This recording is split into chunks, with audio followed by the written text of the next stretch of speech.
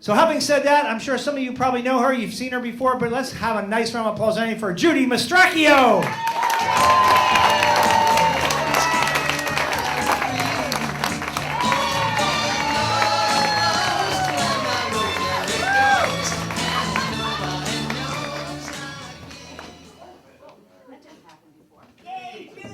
Uh-oh.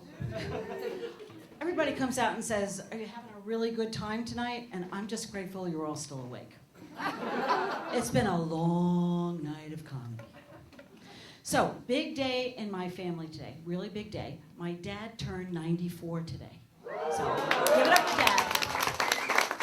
I had the only parents in the world who, when they retired, went from an apartment in New York City, and instead of going south to a condo in Florida like everyone else does, they went to the end of the earth, made a left, and moved into a log cabin upstate New York in the snow belt. Yeah. So every time I go back east, I do go to visit them, and I was just back last January, and as you know, it's been a horrible winter back there. They're crazed. So I rent my little Jeep, and I drive up there, and it's minus 15. I get out of the car, I go in, I open the door, it's 127 degrees in their house, and Mom is wearing a sweater. I am the only person I know who comes back from a trip back east in January with prickly heat. When I go back there, I get to sleep in the same bed I slept in when I was 12, and it's sort of like sleeping in a calzone. I turn over, the mattress turns over. I turn over this way, the mattress turns over. All I need is a little sauce and mozzarella, and I am delicious. So I'm getting ready for bed, and I go into the bathroom, and Mom's teeth are on the side of the sink. So I looked at them, and I said, I could hide them, but that would really not be very nice. And then I started thinking about it. Now, where they live, fine dining there is if you go into the McDonald's rather than just going through the drive-thru. Most people don't have a full set of teeth. So I thought, I could take a Sharpie and just kind of blacken out a couple of her teeth, and then Mom would fit right in with everyone. Then I thought about it again, and I said, I could bring Mom into the 21st century, and I could get a little gold nail polish and give her a grill. Mom would look really cool with that. But I didn't do anything. So the next morning I got up, and Mom is there, and I said, Mom, your teeth were on the side of the sink last night, and I was really worried that if I moved them, they might break if I dropped them. And she said, don't worry about it, I have a spare pair. Who has a spare pair of false teeth? So, teeth have always been an issue in my family. I have this cousin who lost a couple of teeth, and he's never been fond of the dentist. So he just grew his mustache really long, so you couldn't see it when he smiled. And I kind of thought about that. I could just grow my mustache with the cost of dentistry, and I wouldn't have to worry about it. But you do know the only time you're allowed to spit in an Italian woman's face, right? It's when her mustache is on fire. So when I was back east, I got to see my daughters, and one of my granddaughters came up and gave me a big hug, and she said, Grandma, she said, you're so fluffy. And I said, oh, Ava. This is the same child who said, what time is noon? I said, oh, Ava, she goes, it's like you have an extra belly there. So I said, well, that's like, because I have a spare. I said, if my belly breaks, I can still eat. I don't have to worry about it. It's not a problem. So I've been doing a lot of networking. I'm a life coach, and I've been trying to get the practice going, and I've been doing some networking. And I went to this one networking event, and this gal sitting next to me said, I just had butt implants. So I kind of looked at her and I said, really? I said, what did that cost you? And she said, oh, you don't want to know. And I said, honey, I would have given you an ass transplant for free. It cost you a dime. Don't worry about it. So I'm one of those people who got kind of started late in life and thought about some different things I could do, like comedy, some of the things I could do, and I thought about it, and just recently I've been considering becoming a dominatrix. But I would be a food dominatrix. So I would use things like Miracle Whip, and nutcrackers, and banana peelers. And then another thing I discovered about myself is I've become a two-waddle person. I have this waddle here, and then I waddle when I walk. So when I walk, my waddle waddles.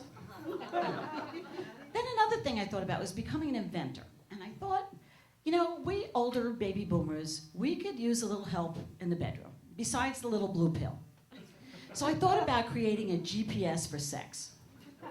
And this is how it would go. First of all, the room would be completely darkened. Black sheets, black quilts, blackout shades, because God forbid you should see anything in my room. And you'd push a little button on the nightstand, and this sweet voice would come on and say, "Calculating rude." And then another couple minutes you'd hear, "Caution, restricted area." And then maybe things aren't going so well, so you would hear, "Recalculating route, return to navigation." And then you would hear, "Make a legal U-turn." And if everything turns out okay, then you would hear, "You have arrived at your destination. Your destination is on the left." And I guess if I smoked, that's when I'd light up. I don't know. So, thank you. Thank you. It's really tough being my age. One of the things I've discovered is that my Social Security is not going to really cover anything except getting my nails done, my hair dyed, and my car payment. So I will look really good living in my car under the overpass. I won't have any money to go anywhere, but I'll look really good in the car. So I have brought along with me some interesting things that I have discovered that I need to use now that I'm almost 65. And I call it either the geriatric goodie bag or the old bags bag.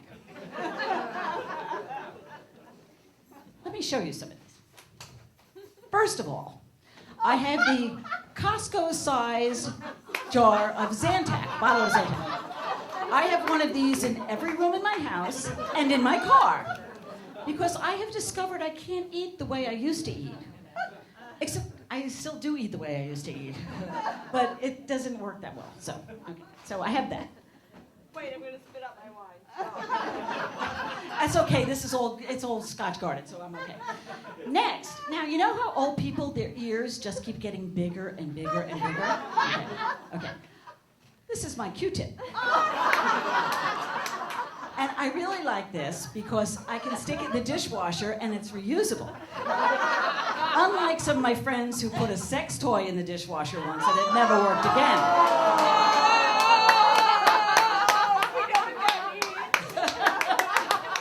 This little goodie is denture cleanser. I actually stole this from Mom. And it's great if you have a bridge or you have false teeth or something clean, but I have discovered if you put it into a bottle of $2 Chuck's Chardonnay, it becomes champagne. Now, these are two things I cannot live without. Preparation H and my sparkly whitening toothpaste. The problem is, I frequently get them mixed up when I'm not wearing my glasses, which means that my ass is really nice and white and my teeth shrink.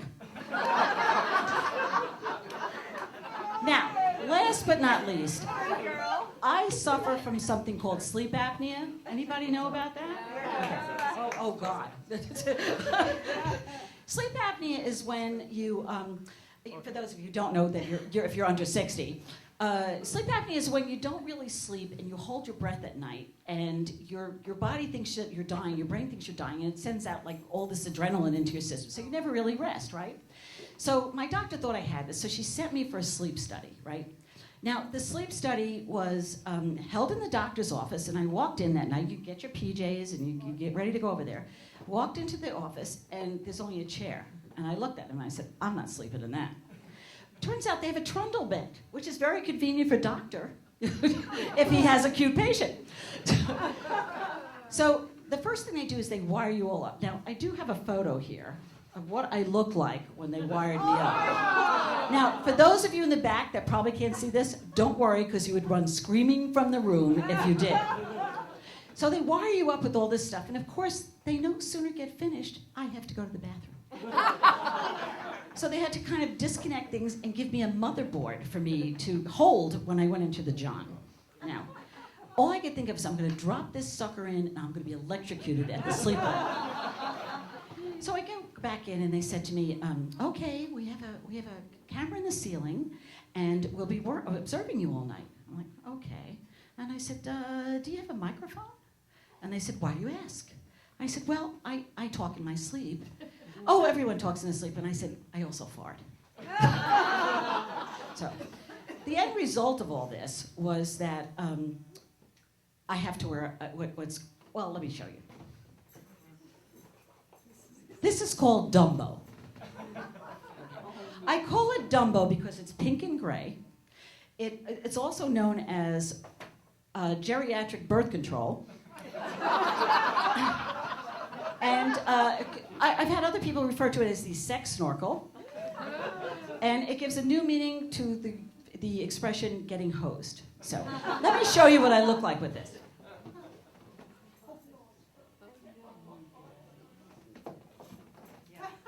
Am I the girl of your dreams or what? Thanks for staying, everybody. It's been a great show. Thank you.